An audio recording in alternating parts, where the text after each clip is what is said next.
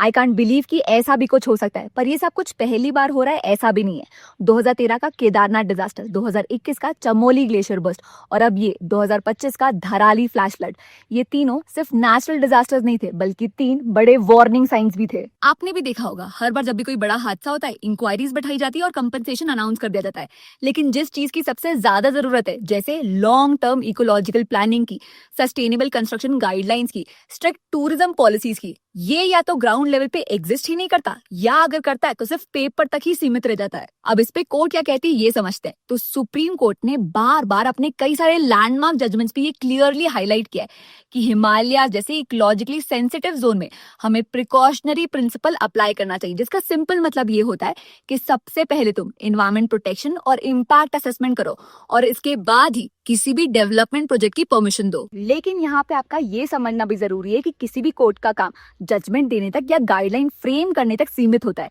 जब तक इसके लिए पॉलिसीज टॉप नॉच नहीं हो जाती, एग्जीक्यूशन एकदम स्ट्रिक्ट लेवल पे नहीं किया जाता, कुछ नहीं बदलने वाला है। फॉर एग्जाम्पल, कोर्ट ने जो इम्पैक्ट असेसमेंट रिपोर्ट बनाने की बात की थी, कई बार ये सिर्फ फॉर्मेलिटी के लिए कर दिया जाता है या फिर पॉलिटिकल प्रेशर देते हुए या कमर्शियल फ्लेवर देते हुए इसे मैनिपुलेट कर दिया जाता है।